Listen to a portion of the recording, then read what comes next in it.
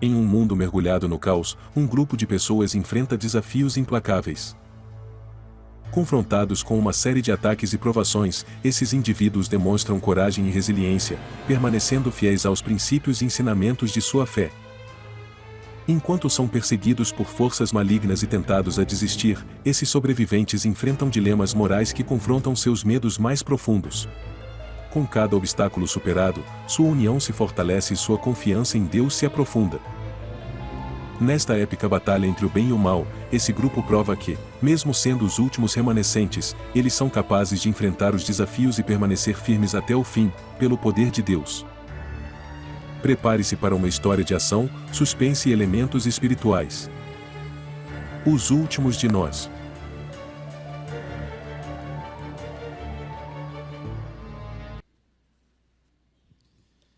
Que Deus, o nosso bondoso Pai, Senhor e Salvador Jesus Cristo, dê a você graça e paz nesse dia, amém? Feliz sábado, igreja. Muito obrigado pelo carinho com o qual fui acolhido durante essa semana. Agradeço muito pelo privilégio. Para mim foi uma alegria poder dividir com você essa semana de oração e poder também ver a igreja correspondendo, participando, envolvida, acompanhando cada um dos temas. Os números também nas redes sociais foram muito bons, no YouTube de maneira específica, e graças a Deus por tudo que aconteceu aqui.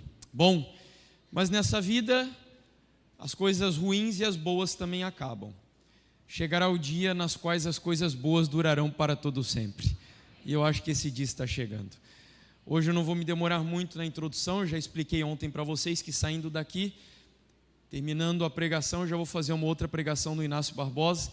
Então a gente está com o horário bem apertado, mas peço a vocês que orem, que continuem orando pelo ministério, por minha esposa, por nossa missão dentro de alguns dias fora do país, e se Deus permitir, voltaremos a nos reencontrar, como a gente sempre disse, não aqui, lá na eternidade, irmãos. Bom, queridos, vamos então orar antes de abrirmos a palavra. O nosso tema de hoje é a última verdade presente. Convido você a fechar os olhos, assim como você está, e vamos orar. Bondoso e eterno Deus, louvado seja o nome do Senhor, bendito seja o nome glorioso do nosso Senhor e Salvador Jesus Cristo. Obrigado, Pai, porque estamos mais uma vez aqui na casa do Senhor. Novamente a Tua palavra será aberta da minha parte, a última vez, pelo menos, durante esses dias. Esse livro, Pai, nós estudamos ao longo da semana, a Bíblia, as Escrituras, é um livro feito de papel e tinta, que por vezes pode até nos dar a impressão de ser um livro comum. Mas como vimos durante os dias da semana, esse livro não é um livro comum porque ele é a palavra do Deus Todo-Poderoso. E nós sentimos o Teu poder aqui ao longo dessa semana. A Tua palavra será aberta mais uma vez e será exposta a Deus. Eu reconheço os meus pecados, as minhas limitações, reconheço as minhas debilidades, e por isso eu oro pedindo ao Senhor, como em todas as noites, que o Senhor anule, neutralize tudo que em mim possa impedir os propósitos do Senhor, a obra do Senhor, de tal maneira que aqui nesse púlpito, Deus, eu diminua e Jesus Cristo resplandeça. Nós viemos aqui para adorá-lo, viemos aqui para nos encontrarmos com o Deus do universo, e eu jamais poderia me colocar entre as obras do Senhor e a Tua igreja. Por isso eu te peço que aqui atrás, mais uma vez, o Senhor me esconda atrás da rocha dos séculos que é Cristo Jesus. Conduz, Senhor, a pregação da Tua palavra, e eu peço que o meu sentimento ao anunciá-la nessa manhã seja como se esta pregação fosse a última da minha vida, pregando a pessoas que terão a última oportunidade de ouvir a mensagem do Senhor. Me dê o Teu Espírito Santo, e que o Senhor prepare também a igreja. Nós oramos em nome de Jesus. Amém, Deus. Então abra aí a sua Bíblia no livro de Mateus, o capítulo 24. Versículos 45 e 46.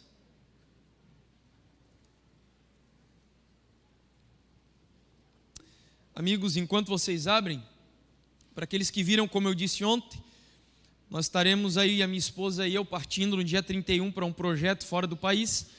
E os que quiserem acompanhar os bastidores das gravações, os lugares que a gente vai visitar, convido vocês a seguirem lá a página do meu ministério, Última Verdade Presente.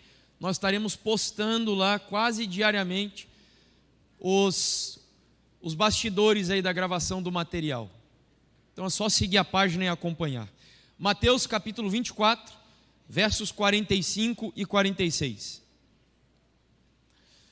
Quem é, pois, o servo fiel e prudente, a quem o Senhor deixou encarregado dos demais servos, para lhes dar o sustento a seu tempo? Bem-aventurado aquele servo a quem o seu Senhor, quando vier, achar fazendo assim. A palavra servo usada aqui no texto significa literalmente escravo. E de acordo com alguns comentaristas do Novo Testamento, na época de Jesus, entre as famílias de Israel, havia algumas que, dentre muitos escravos que possuíam, havia um escravo que era uma espécie de administrador, de gerente dos demais escravos da família. Pequeno parênteses aqui.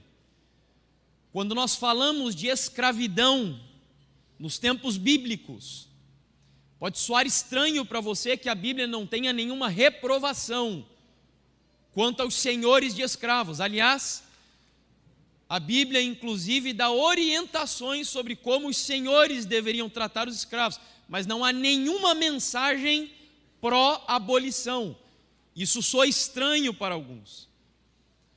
Mas a modalidade de escravidão na época bíblica entre o povo de Israel não tem nenhuma relação com o tipo de escravidão que vimos acontecer, por exemplo, na época das grandes navegações, o tráfico negreiro, escravidão por questões étnicas, raciais, não. Nos períodos aqui bíblicos do povo de Israel, havia escravos, mas os escravos, inclusive, eram detentores de alguns, entre aspas, direitos humanos. E entre eles estava o cuidado que a família era obrigada a ter com os seus escravos. De tal maneira que quando o chefe do lar se ausentava da sua casa, ele encarregava um escravo, que era o chefe dos demais, o escravo administrador, para cuidar dos demais escravos da família. E entre estes cuidados, ele era encarregado de alimentar bem os demais escravos, porque a família tinha também interesse que eles estivessem bem nutridos, bem alimentados, para exercerem bem as suas atividades diárias.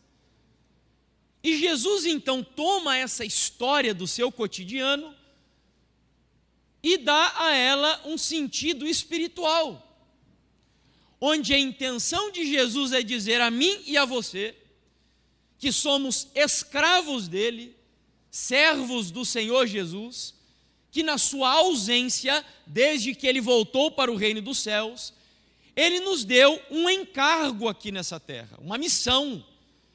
E a missão de todo filho de Deus que já passou por dentro desse tanque aqui, é a missão de alimentar bem as pessoas da sua geração. Há um alimento que Deus requer da sua igreja, com o qual a gente nutra os seres humanos da sua época. Eu espero que você já esteja entendendo que esse alimento não é literal. Você lembra que na grande controvérsia entre Cristo e o diabo no deserto da tentação, Jesus disse a ele que não só de pão viverá o homem, mas de toda o quê? Palavra que sai da boca de Deus.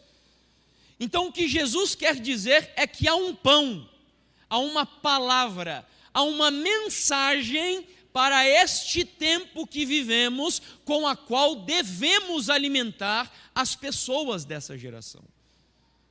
Eu acho interessante porque aqui no Brasil há um provérbio onde nós dizemos que pela manhã deveríamos comer como reis, no almoço como príncipes e à noite como mendigos, não é assim?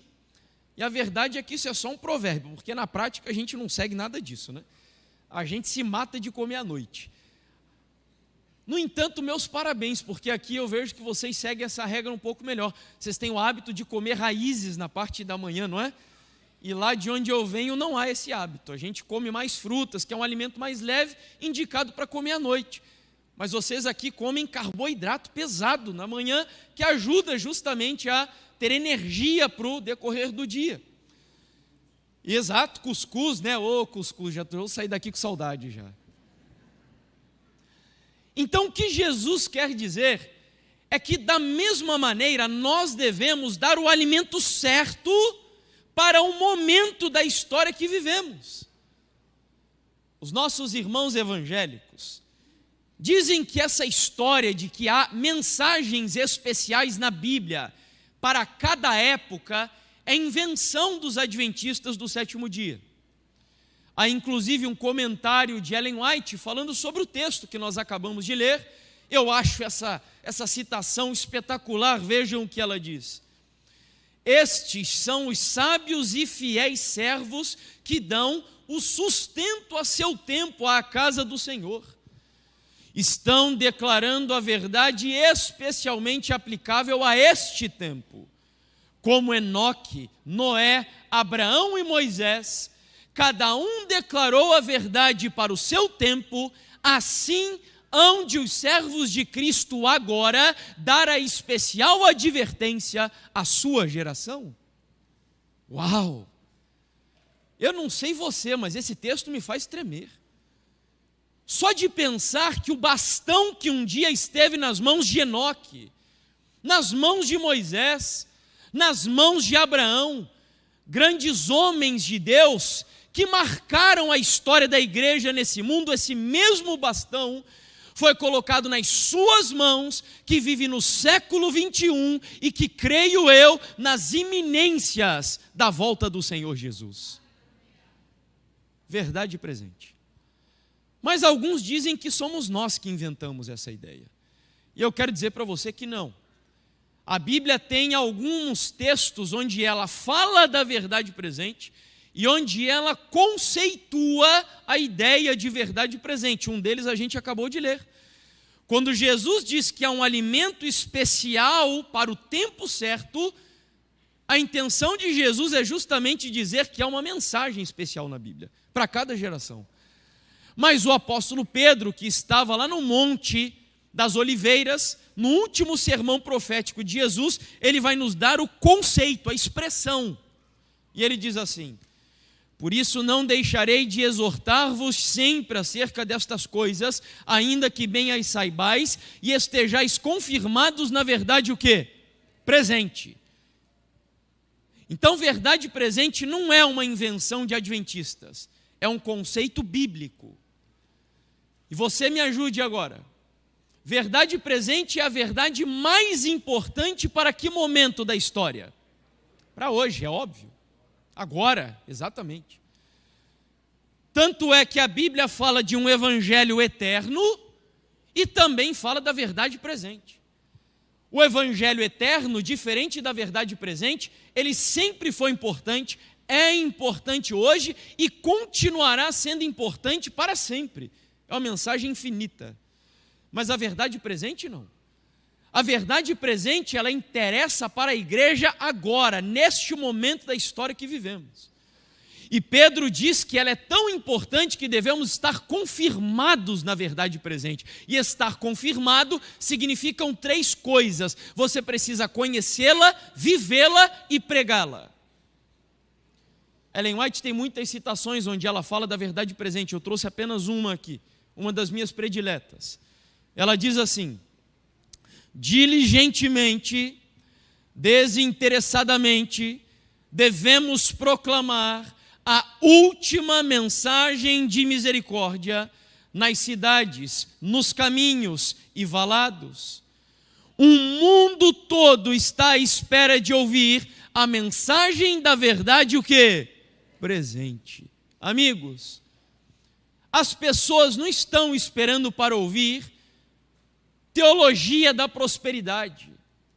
Não estão esperando para ouvir teologia do coach, mensagens psicoterapêuticas pregadas no púlpito da igreja. Não estão esperando para ouvir batalha espiritual, onde os demônios são entrevistados no púlpito. Não. O mundo está esperando para ouvir a mensagem da verdade presente. E aí você se pergunta, mas Jefferson, então por que razão essas igrejas que pregam todas essas teologias que você mencionou, vivem lotadas? Por uma razão. Porque nós já vimos ao longo dessa semana que todo ser humano tem uma necessidade de adorar. A religião é intrínseca à própria natureza humana. E as pessoas, portanto, vivem enlouquecidas de um lado para o outro, buscando alguma coisa que lhes dê significado e sentido de vida. Algumas vão para o sexo, outros vão para a bebida, outros para as drogas, alguns ainda para o dinheiro e muitos para a religião, para as igrejas. Mas a verdade é que o que as pessoas precisam é a verdade mais importante para esta geração. E a pergunta é, que verdade é essa? Que mensagem seria essa? Antes disso, de responder, eu vou abrir um parênteses aqui com você. E eu queria entrar em algo que é explicar para você aquilo que deu à igreja fôlego, combustível, paixão pela pregação em cada geração que a igreja viveu. Não sei se você nunca se perguntou disso. Por que a igreja hoje é tão apática, tão letárgica, tão acomodada, em comparação com o povo que viveu em épocas passadas? Por que esse povo dava vida pelo Evangelho?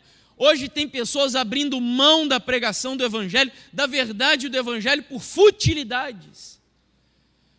Mas em épocas passadas o povo morria pela pregação. E qual era a diferença?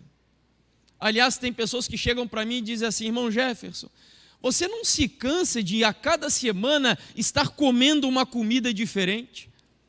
Estar dormindo num travesseiro diferente? Em uma cama diferente? Você não se cansa disso? E eu respondo para as pessoas dizendo, meus irmãos, é verdade, eu sou um missionário, eu sou um evangelista. Mas eu sou um evangelista Nutella, comparado com outros que vieram antes de mim. Porque hoje eu tenho avião, hoje geralmente eu fico em lugares confortáveis, eu como bem. A igreja do passado, esses homens quando saíam de casa para pregar, e mulheres também, muitas vezes não tinham nem contato com as suas esposas. Eu passei a semana na casa do Alisson e da sua esposa, e eu falei pelo menos umas 3 vezes com a minha esposa, vendo-a por vídeo. O que fazia com que esses homens dessem tanto a vida pela pregação? E eu tenho a tese, e a tese é respondida aí primeiro pelo apóstolo Paulo. Em Romanos 10, versículo 13, ele diz assim, porque todo aquele que invocar o nome do Senhor será o quê? Salvo. Então me ajude aqui. A igreja, ela tinha consciência, pelo menos até algum tempo, que a condição primária e básica para uma pessoa ser salva é confessar o nome de quem? De Jesus. De tal maneira que todos aqueles que não confessam a Jesus estão o quê? Estão o quê? Perdidos. E isso se perdeu em nossa geração. Vejam, por exemplo, as palavras de Hudson Taylor, missionário na China. Saiu do seu conforto, da sua comodidade, para pregar o Evangelho em um lugar onde ele sofreria muitas dificuldades. E ele disse assim, eu jamais pensaria em ir para a China, se não cresse que os chineses estão o que, igreja? perdidos e necessitados de Cristo. Ou seja, nós temos aqui mais um exemplo de que a consciência de que o seu pai, a sua mãe, os seus vizinhos, a sua tia, sua avó, seus amigos, os seus parentes, sem conhecerem a verdade mais importante da sua vida, estão perdidos. Foi essa consciência que moveu a igreja. O entendimento de que almas precisavam ser salvas. Um dos exemplos que mais tocam o meu coração é de John Knox, reformador escocês. Um grande homem de Deus. A história conta, a biografia dele, que esse homem estava tão comprometido com a pregação da verdade na sua geração, que ele passava dias, sim, dias, sem comer, fazendo jejum por sua nação. Certo dia, sua esposa chegou a ele e disse: meu amor, venha comer. Ao que então ele respondeu: como posso eu comer com o meu povo padecendo? Eu tenho que orar: ó Deus, dá-me a Escócia, ou eu morro. Quantas vezes você já orou assim por Aracaju? Ou pelo Sergipe? Quantas vezes você, em prantos diante do Senhor, disse: Deus, entrega essa cidade nas minhas mãos, Deus, ou eu morro. Entrega, Deus, a minha família nas minhas mãos, Deus. Eu não suportaria ir para o céu, Pai, sabendo que algumas pessoas que eu conheço estão perdidas sem a mensagem que tanto mudou a minha vida. Quantos de vocês já oraram dessa maneira? Meus amigos, John Knox era um homem de oração tão intensa e profunda, que a sua biografia nos conta que certa vez a rainha da Escócia, falando sobre as orações de John Knox, disse o seguinte, porque a rainha da Escócia estava em guerra com a Inglaterra, e ela disse assim: eu tenho mais medo das orações de John Knox do que os canhões da rainha da Inglaterra. Tamanho poder da oração que esse homem tinha. Eu tenho dito isso por onde eu passo. Nós hoje temos uma igreja muito apática, muito letárgica, uma igreja que está perdendo o fervor espiritual. Perdendo. Nós estamos fazendo as coisas muitas vezes no automático, no mecanicismo, no ritualismo. E nós planejamos tudo, sistematizamos tudo, e às vezes quando as coisas saem do nosso controle, nós esquecemos que mesmo saindo do nosso controle, muitas vezes está debaixo do controle de Deus. Nós precisamos desesperadamente de um reavivamento espiritual na igreja do século 21. Desesperadamente. Um último exemplo que eu trago para vocês é o desse homem, que para mim é o maior exemplo de um adventista do sétimo dia que nós temos na história. Eu creio que os nossos jovens e adolescentes deveriam estudar mais a história deste pastor, que é o John Nevins Andrews. Primeiro missionário da igreja adventista do sétimo dia enviado ao exterior. Todas as vezes que eu prego e conto a história desse homem, eu não consigo conter as minhas lágrimas. História linda. Um homem que vendeu a sua casa nos Estados Unidos para pagar as suas passagens dele, da sua filha de 8 anos e do seu filho de 12 anos para pregar o evangelho em um continente que ainda não conhecia a mensagem adventista. Vivendo em condições insalubres, num porão escuro, comendo basicamente repolho, batata e mais um artigo de alimento que eu não lembro aqui agora. Esse homem, por causa das condições que vivia, e da sua intensidade laboral, trabalhava como um animal, um monstro, trabalhava de maneira intensa, por vezes pregava 3 vezes num só dia. Quando chegava em casa ainda escrevia, ao invés de dormir. Contraiu tuberculose, estava delgado, fraco, incapaz inclusive de escrever. Nos últimos dias da sua vida chamou o seu filho e disse a ele: filho, eu quero enviar uma última mensagem para a revista Review and Herald, revista adventista mais importante da época. E o registro da sua mensagem está aí. Vejam o que ele diz: nunca me impressionei mais com a importância da obra na qual estamos empenhados no tempo presente. Meu coração está preso a ela, e numa obra tão sagrada eu alegremente gastaria e me deixaria gastar. Almas estão perecendo, as quais agora estão sendo alcançadas. O tempo para o trabalho é curto e a noite em que ninguém pode trabalhar está próxima. Vocês notaram que em todos eles há uma semelhança. A consciência de que as pessoas, sem conhecerem a verdade mais importante da sua época, estavam perdidas. Isso moveu esses homens de maneira apaixonada pela missão. Aliás, ele disse que ele estava disposto a se gastar pela pregação. Aqui mesmo alguém chegou para mim e perguntou: irmão Jefferson, você não sofre com essa mudança climática porque eu estou aqui num clima maravilhoso? E aí eu volto lá para a minha cidade, de onde eu saí e disse para vocês no sábado passado, estava 3 graus. E isso afeta a nossa imunidade. Isso afeta a nossa saúde, obviamente. Essa mudança radical de clima, dormindo muito tarde na maioria das vezes, afeta. Mas amigos, eu prefiro gastar a minha vida no altar da pregação do que gastar a minha vida no altar do diabo no mundo aí fora. Se for para morrer e sacrificar a minha saúde, que seja para a glória de Deus e para salvar almas para o reino do Senhor. E isso precisa invadir o nosso coração. Fecho parênteses aqui. Voltando então ao tema da verdade presente, vamos passar rapidamente por esse gráfico, onde nós vemos que a verdade presente não é algo exclusivo da nossa geração. Para cada época da história da igreja, Deus enviou uma mensagem especial.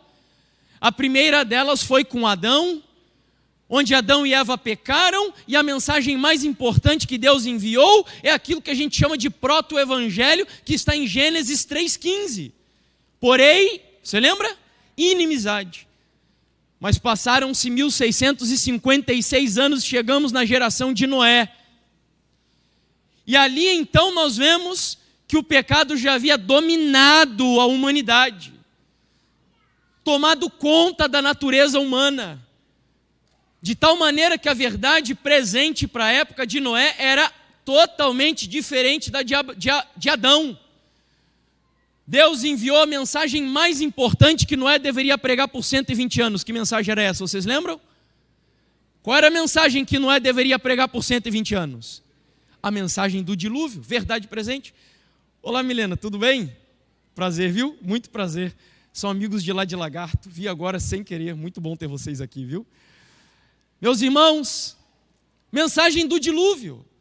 Deus enviou uma mensagem para Noé pregar 120 anos, o tempo passou, chegamos na geração de Abraão, e a mensagem mais importante que Deus envia para Abraão era a seguinte: Abraão, saia da tua terra, da tua parentela, porque eu te enviarei para uma terra que mana leite e o quê?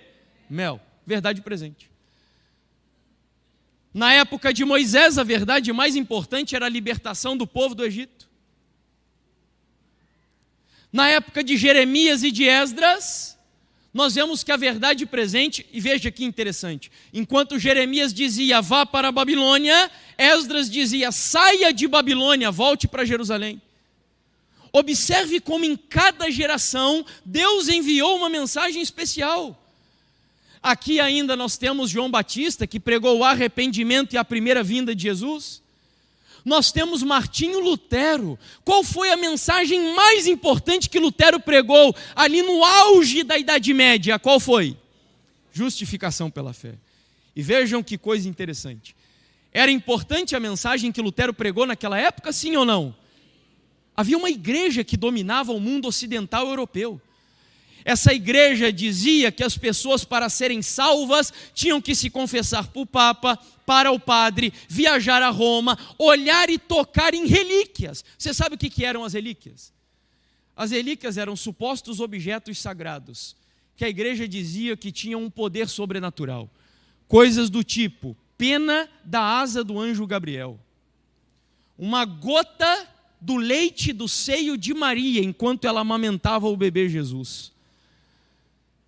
Martinho Lutero era muito sarcástico.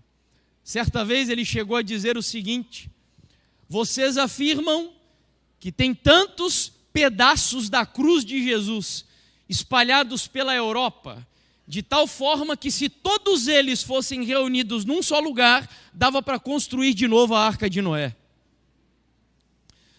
Há um outro filósofo humanista daquela época, que é Erasmo de Róterdão, ele também era cristão, e ele dizia assim: olha, a igreja romana afirma que tem ossos dos discípulos por todos os lugares.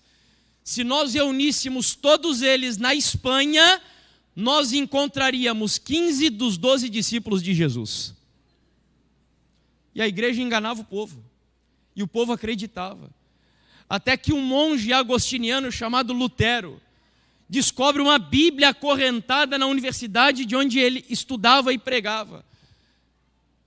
E a mensagem que transformou a vida de Lutero e a vida do mundo, inclusive a nossa, era a mensagem que dizia: Lutero, você não precisa viajar para Roma, não precisa comprar indulgências, não precisa pedir perdão para o Papa, para o padre, nem ninguém, porque a salvação é um dom gratuito de Deus. Imagina o bálsamo na vida do povo daquela época. Por fim, amigos, temos aqui Guilherme Miller. E qual foi a mensagem mais importante que Guilherme Miller pregou na sua geração? A mensagem que fez ele vender a sua fazenda para pregar a mensagem, qual foi? A volta de Jesus. E agora nós chegamos onde nos interessa. Esse hiato de tempo, intervalo, que nós chamamos de tempo do fim, últimos dias, última geração, ou fim dos tempos, ou consumação dos séculos. Tanto faz. É a minha e a sua geração. Desde 1844 nós estamos naquele período ali chamado de tempo do fim. E a pergunta é: qual é a verdade mais importante que nós devemos pregar nesta época? Qual é a missão da igreja no tempo que vivemos? Ainda antes de responder, eu não vou ter tempo de explorar isso aqui com vocês, mas sugiro especialmente aos jovens da igreja: estudem, estudem. Porque uma das coisas que nós precisamos conhecer é a geração que vivemos. Você pregar para os jovens de hoje não é a mesma coisa do que pregar para os jovens de 30 anos atrás, por exemplo. Não, irmãos. O mundo mudou. E é por isso que na igreja nós temos dois extremos. Nós temos o extremo daquele povo que sabe qual é a missão da igreja, mas não sabe comunicar, porque não conhece a sua geração.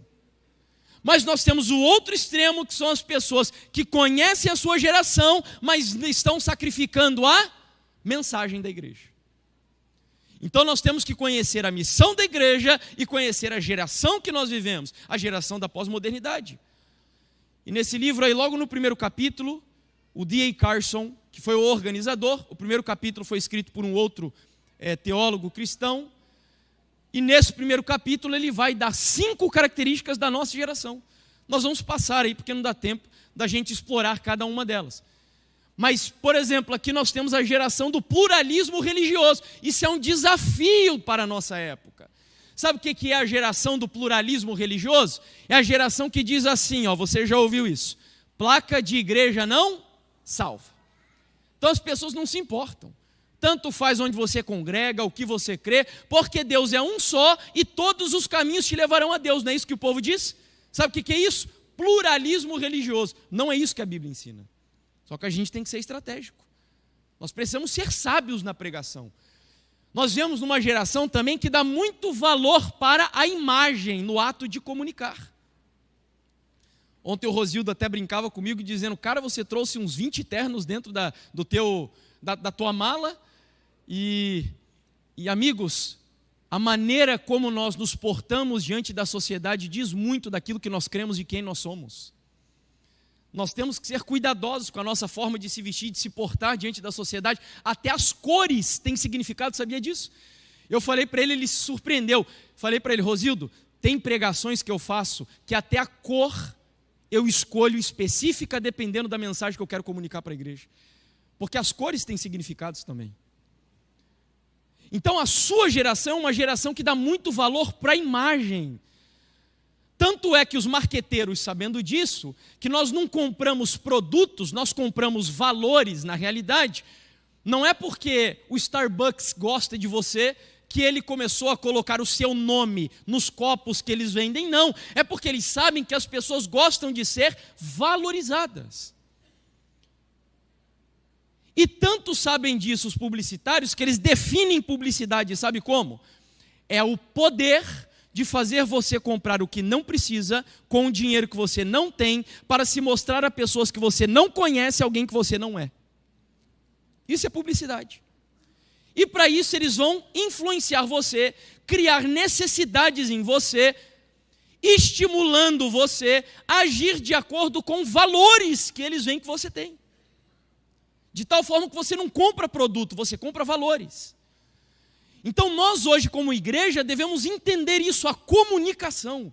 A imagem é muito importante na sociedade que você vive. Já me demorei demais aqui. Para quem quiser, aí está um livro escrito por um pastor adventista, que é o pastor Douglas Reis. O livro se chama Explosão Y, Adventismo, Pós-Modernidade e Geração Emergentes. É um livro bastante técnico, uma linguagem um pouquinho mais acadêmica, mas é palatável, é compreensível. E aí também tem um capítulo desse livro, onde ele dá as características da sua geração. São 12, ao menos as que eu encontrei. E ele cita várias delas ali. Geração interativa e multitarefa, a valorização da imagem, ruptura com valores tradicionais, enfim, são várias. Mas voltemos então. Qual é a missão da igreja na geração que vivemos? Sabe qual é a missão da igreja? O pão com o qual devemos alimentar as pessoas nessa época. Sabe qual é? A música que o Orion cantou antes de nós começarmos essa mensagem. Essa é a missão da igreja. Tanto é que se nós comparamos dois textos bíblicos aí, Mateus 24 e Apocalipse 14, nós repetimos Mateus 24 várias vezes, dizendo que para Jesus voltar, nós temos que pregar o evangelho eterno para todas as nações. Concordo. Mas a pergunta é, que evangelho? Tem mais de 30 mil evangelhos sendo pregados hoje ao redor do mundo. Qual é o evangelho? A resposta está em Apocalipse 14, porque nós chamamos na Bíblia isso de paralelo linguístico e gramatical. O que João escreveu em Apocalipse 14 é praticamente uma repetição do que Jesus disse em Mateus 24. Vejam que Jesus diz que tem que pregar, João diz que tem que pregar. Jesus diz que tem que pregar o evangelho do reino, João diz que tem que pregar o evangelho o quê? Eterno. Jesus diz que é para pregar a todas as nações, João diz que é para pregar a cada o quê? Então o que João está querendo dizer? Que o evangelho eterno, que Jesus disse que teria que ser pregado a todo mundo, são as 3 mensagens angélicas de Apocalipse 14. A igreja adventista do sétimo dia tem compreendido a sua missão já há alguns anos. Alguns anos. Tanto é que em 1851, o pastor Andrews fez a seguinte afirmação: no tempo presente, nenhuma porção das Sagradas Escrituras interessa mais profundamente a igreja de Cristo do que Apocalipse 14. Aí alguns chegariam para mim e diriam assim: mas irmão Jefferson, a geração mudou. Nós vivemos em outra época, concordo. Será que a igreja adventista mudou a sua missão? O que vocês acham, sim ou não? Tanto é que no século XX, um dos teólogos mais conhecidos da igreja naquela época, que era o pastor Francis Nichol, escreveu: a pedra de toque de nossa pregação são as 3 mensagens no livro do Apocalipse. O capítulo 14 proveu a nota tônica. Para quem é da área da música aqui, qual que é a importância de uma nota tônica? Não é importante? O capítulo 14 proveu a nota tônica para o nosso movimento desde o seu início, e agora, após a passagem de todos esses anos, essas 3 mensagens têm ainda maior significado e atualidade do que nunca antes. Mas hoje estamos no século 21, alguns diriam. Só que dentro da igreja agora nós temos, eu creio, umas 3 gerações convivendo juntas ao mesmo tempo. E como eu já disse ao longo dessa semana, nós temos idosos aqui querendo enforcar os jovens e os jovens querendo enforcar os idosos dentro da igreja.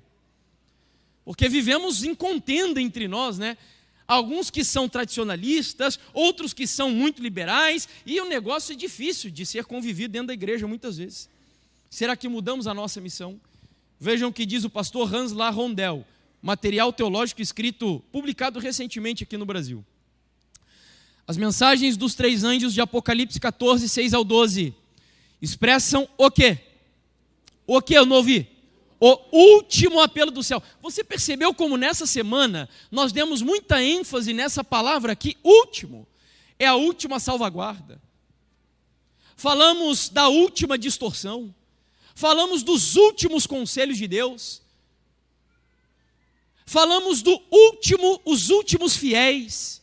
E hoje estamos falando da última verdade presente. A última. O último apelo do céu a todas as pessoas da terra para renunciarem toda forma de idolatria e falsidade, para adorarem o Criador e aceitarem o seu evangelho eterno. Agora eu quero muito a sua atenção aqui. Muito. Eu vou compartilhar com você uma citação de Ellen White. Daria para eu explicar isso tudo na Bíblia, mas por causa do tempo eu vou usar a citação de forma resumida e objetiva. E nós vamos empurrar esse negócio um pouquinho mais além. A mensagem dos 3 anjos é a nossa missão, mas das 3, eu quero que você entenda o seguinte aqui. Toda a atenção voltada para o texto aqui agora, por gentileza. Não se distrai. Encerrando-se o ministério de Jesus Cristo no lugar santo, e passando ele para o lugar santíssimo, e ficando em pé diante da arca, a qual contém a lei de Deus, enviou um anjo poderoso com uma terceira mensagem ao mundo. Um pergaminho foi posto na mão do anjo, e descendo ele à terra com poder e majestade, proclamou uma terrível advertência com a mais terrível ameaça que já foi feita ao homem.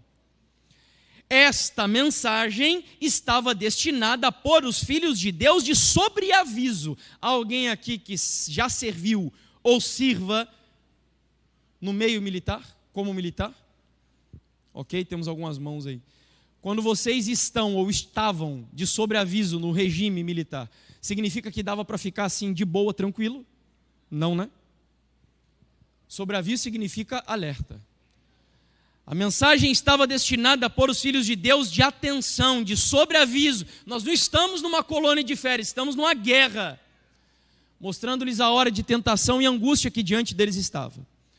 O terceiro anjo encerra a sua mensagem assim: aqui está a perseverança dos santos, os que guardam os mandamentos de Deus e a fé em Jesus. Aqui vem a parte mais importante, toda atenção. Ao dizer ele quem? O anjo. Mas qual anjo? Opa, alguns aí disseram, qual anjo? O terceiro anjo. Ao dizer o terceiro anjo, estas palavras apontam para o santuário celeste. E a mente de todos os que abraçaram esta mensagem. Qual mensagem? Fala mais alto aí, qual mensagem?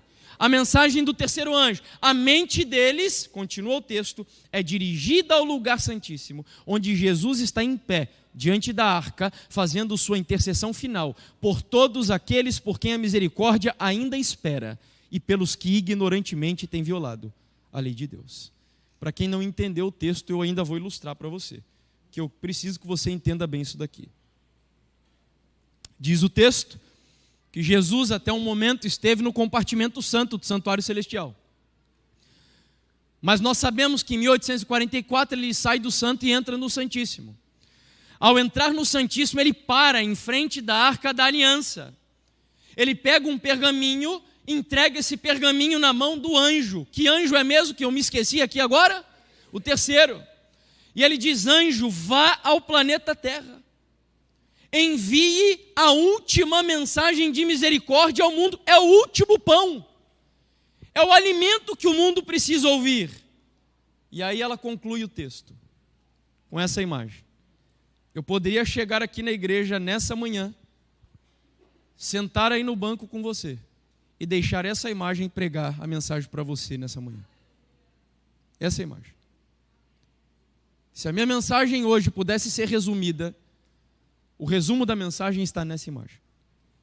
Ela diz que todos aqueles que abraçaram a mensagem do terceiro anjo, a mente deles cruzou a abóbada celestial, adentrou os portais de Jerusalém e esteve cativa com Jesus dentro do lugar santíssimo.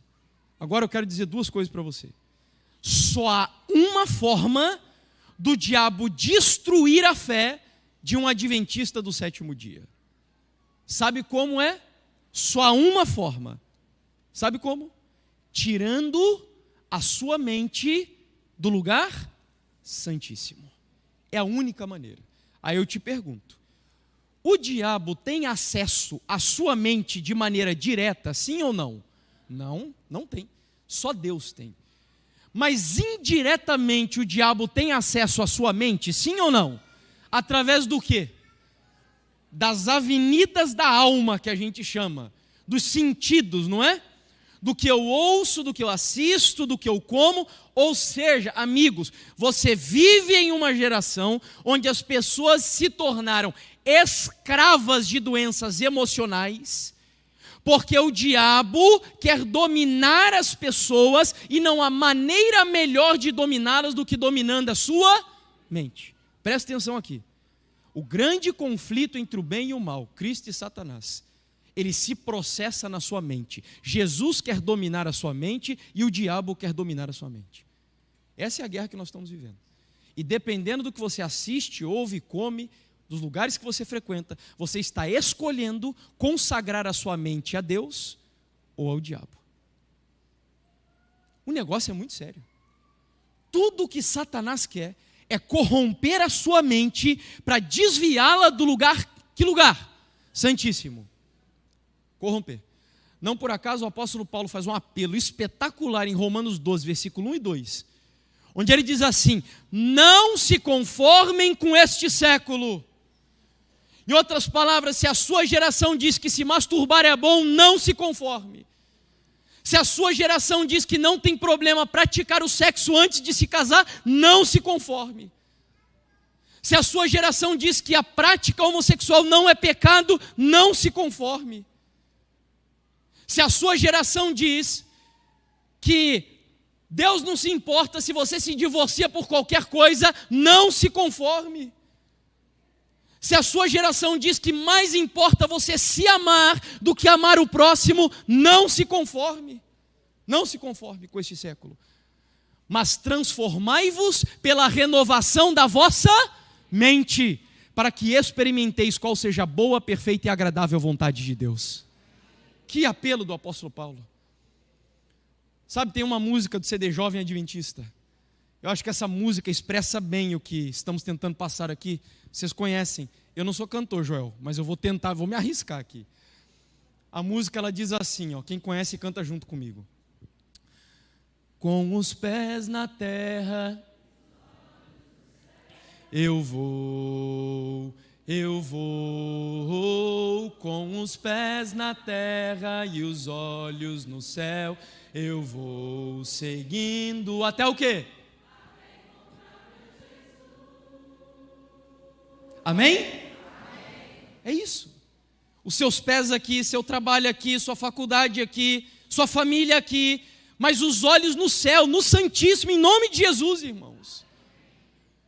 Então, em primeiro lugar, só uma forma do diabo destruir você, tirando a sua mente do Santíssimo. Mas em segundo lugar, só uma maneira da sua mente está dentro do Santíssimo. Que forma é essa? Só uma forma. Quem se arrisca em dizer? Palavra, adoração, oração. Vamos ser mais objetivos. No texto está o segredo. Eu vou ajudar você. O que foi que Jesus, quando entrou no Santíssimo, você lembra que Jesus entrou no Santíssimo, parou na frente da arca e ele deu uma mensagem para qual anjo, que eu perguntei várias vezes? Terceiro, né? E aí ela diz que todas as pessoas daqui da terra que abraçaram a mensagem do terceiro anjo, a mente deles entrou no Santíssimo. Então, qual é a única maneira da minha mente entrar no Santíssimo? É conhecendo, vivendo e pregando qual mensagem, irmãos? Do terceiro anjo. É a única maneira. Se você não conhece, se você não vive, se você não prega essa mensagem, a sua mente não está no Santíssimo. E eu vou dizer mais para vocês. Ellen White teve uma visão assustadora. Meu tempo aqui já está estourado, mas eu não posso terminar. Na verdade não está estourado, tenho mais uns minutinhos. Mas eu não posso deixar de citar essa visão para você. Ela viu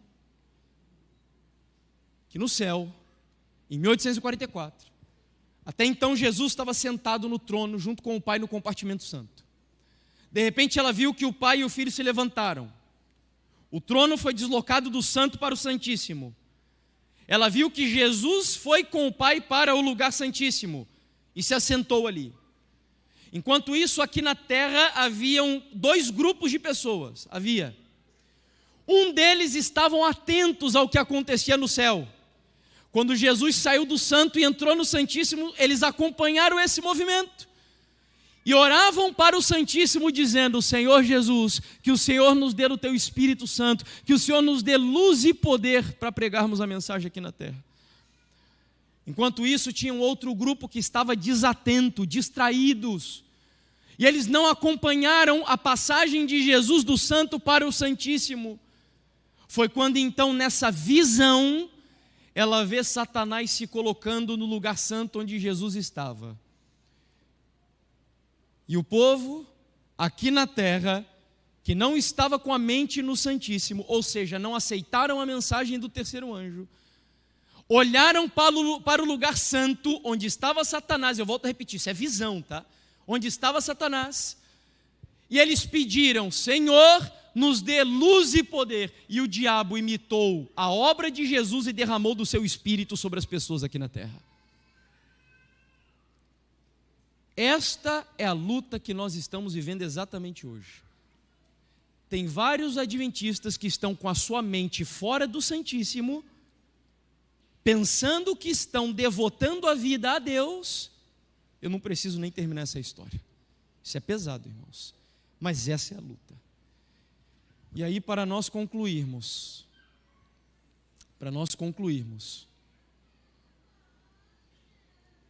Ellen White tem duas citações. Olha só, alguns olhariam para mim e diriam assim: Jefferson, mas e onde fica o evangelho nessa história? A terceira mensagem angélica é a mensagem do evangelho para quando, igreja? Os últimos dias. E em caso algum deve ela ser obscurecida por outros interesses e dar a ideia de uma ponderação desnecessária.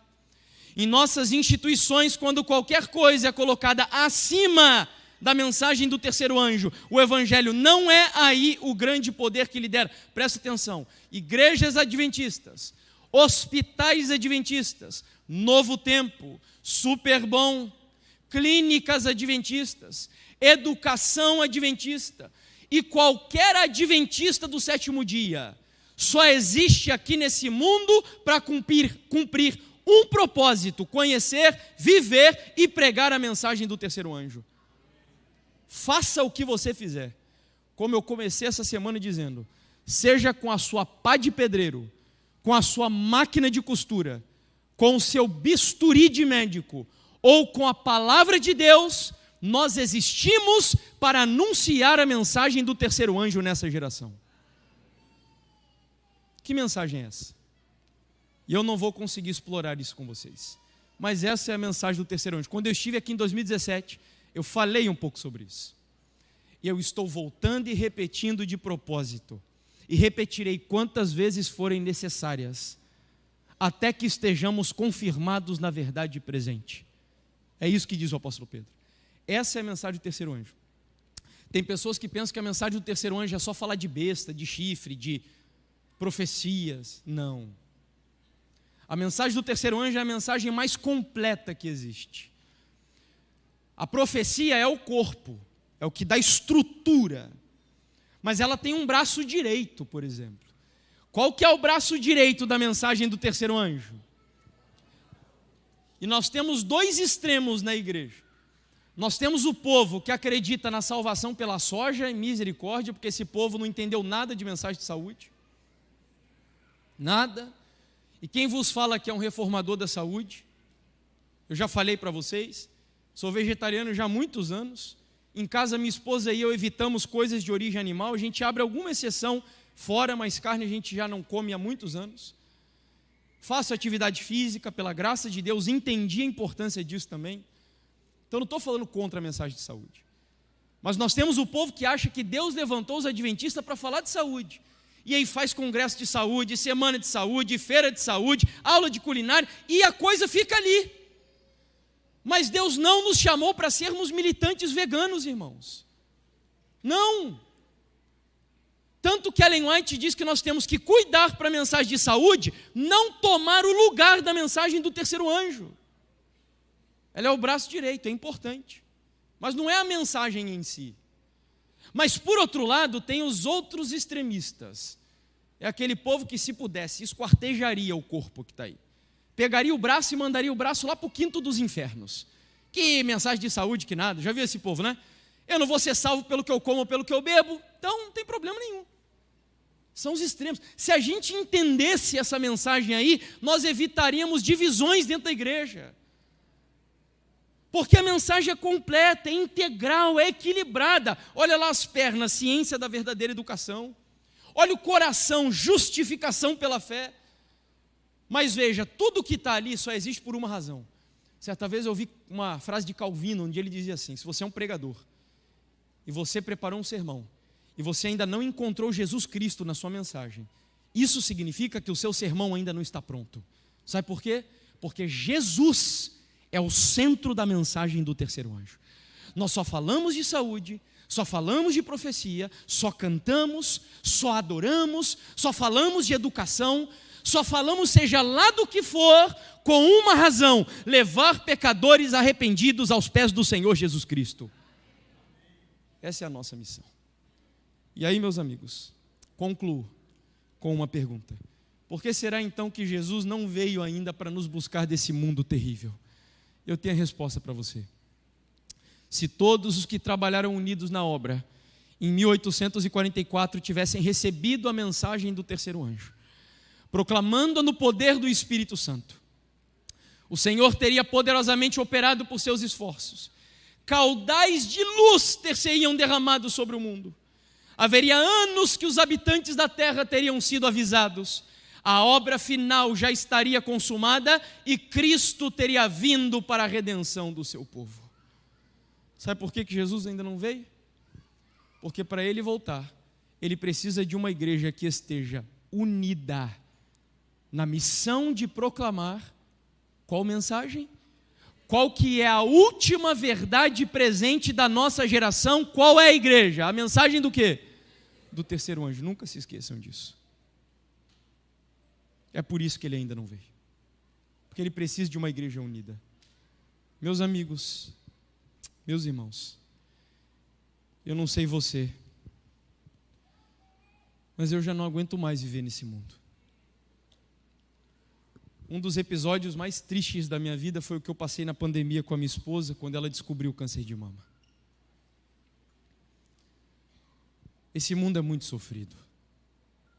Quantas pessoas perderam entes queridos durante a pandemia? Milhares de pessoas. Eu já não aguento mais.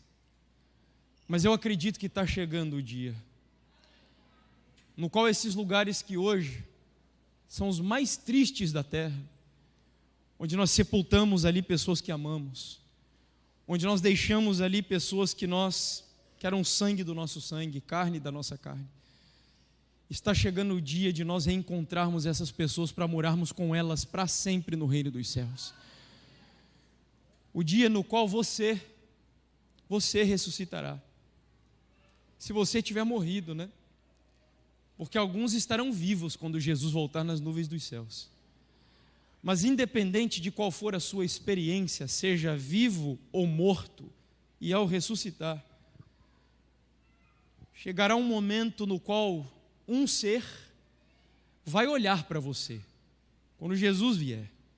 Porque a Bíblia diz que ele vai enviar os seus anjos para todos os lugares, para reunir os seus escolhidos. E esse ser vai ficar olhando atentamente para você, com olhar fixo para você. E você de longe vai contemplar aquela face, e talvez tentando descobrir quem seja, se familiarizar com ela, e você olha: por que ele está olhando assim para mim? Eu não conheço. E esse ser vai se aproximando de você, e ele estende as mãos para você, e ele diz assim: muito prazer, eu sou o seu anjo, sou aquele que te acompanhou durante toda a sua vida, e agora Jesus me enviou aqui para reunir você com aqueles que você mais ama, para ir morar com Ele no reino dos céus. Meus amigos, ontem eu terminei a mensagem dizendo que Ellen White teve o privilégio de entrar nessa cidade. E quando ela entrou ali, ela viu um quadrado perfeito. E no meio desse quadrado, no centro do quadrado, ela viu Adão e Eva. Ou melhor, ela viu Adão e Jesus Cristo. Essa é a cena que eu mais aguardo ver em toda a minha vida. O primeiro Adão e o segundo Adão se reencontrando. E diz ela que no momento em que o encontro aconteceu, Jesus pegou a coroa e coloca sobre a cabeça de Adão, coroando-o. E nesse momento Adão observa que há marcas nas mãos de Jesus. E ele olha para Jesus e diz: é o quê? O Senhor deixou o céu, a majestade e a adoração dos anjos, e veio a este meu mundo caído para dar a vida por mim. Eu só estou aqui no céu hoje porque o Senhor deu a vida por mim. Nesse momento Adão fica tão constrangido que ele tira a coroa da sua cabeça e joga nos pés de Jesus. E ele diz: Senhor, eu não sou digno de receber essa coroa. Jesus, como é misericordioso, pega a coroa e coloca de novo sobre a cabeça de Adão. E a história continua dizendo que ele pega Adão pelas mãos e leva Adão até o jardim do Éden. E agora imagina Adão e Eva entrando no jardim do Éden. E eu quase vejo Adão em exultação, vibrante, dizendo: Eva, meu amor, o nosso lar está restaurado, Eva. Vejam, Eva, as plantas que nós cultivávamos, as flores que nós plantávamos, Eva, o nosso lar está recuperado, louvado seja o Senhor. Jesus Cristo continua essa marcha triunfante com seus filhos, e toda a igreja acompanhando o séquito. Eu espero que você e eu estejamos no meio dessa multidão. E ela diz que Jesus para em frente à árvore da vida. Quando eles param ali, Jesus pega do fruto, coloca nas mãos de Adão, e ele diz: come, meu filho. Agora não existem mais anjos com espada flamejante impedindo o acesso à árvore da vida, porque eu sou o caminho, a verdade e a vida. Coma do fruto e experimente novamente a eternidade na natureza de vocês. Ele come o fruto. A eternidade agora toma conta da natureza humana. Não mais morte, não mais dor, não mais sofrimento, não mais dias contados, porque viveremos para todo sempre, irmãos. A cena encerra com anjos que começam a voar sobre aquele local. E eles entregam harpas nas nossas mãos. Alguém aqui sabe tocar harpa? Todos os lugares para onde eu já fui e preguei essa mensagem, eu nunca encontrei alguém. Eu conheço uma pessoa da nossa igreja que toca, e muito bem, por sinal. Eu não sei o que vai acontecer. Não sei se a gente vai ser tão inteligente na glorificação do corpo, que em 7 dias, na viagem para o céu, nós vamos aprender a tocar. Não sei o que vai acontecer. Eu só sei que a Bíblia diz que todos os salvos vão tocar harpas. E quando os anjos entregarem as harpas nas nossas mãos, todos juntos vamos celebrar, entoando o cântico do Cordeiro, o cântico da vitória, da fidelidade da igreja na vida de cada um de nós, dizendo: Senhor, só Tu és digno de receber a honra, a majestade, a glória, o poder, a adoração hoje e para todo sempre. Amém. E ali o grande conflito terminou. Pecados e pecadores não mais existem. O universo inteiro está purificado. Daquele que tudo criou, emanam vida, luz e alegria. E desde um minúsculo átomo até o maior dos mundos, todas as criaturas, sejam elas animadas ou inanimadas, vão declarar em sua serena beleza que Deus é amor. Louvado seja o Senhor. Quantos aqui desejam estar preparados para experimentar esse grande dia? Levanta a mão e diga um amém aí, igreja. Amém. Quero convidar agora o grupo Orion a uma mensagem que nós cantamos durante toda essa semana. E se você deseja viver, conhecer e pregar a mensagem do terceiro anjo, você vai ficar em pé. E no final, eu tenho um desafio para você. Mas enquanto eles cantam, fique em pé e diga ao seu Deus: meu Deus, hoje o meu pé está aqui, hoje a minha família está aqui, hoje o meu lar e o meu trabalho estão aqui. Mas eu entendi hoje, eu quero conhecer, eu quero viver e pregar a mensagem do terceiro anjo, e que a partir de hoje a minha mente esteja cativa com Jesus dentro do lugar santíssimo.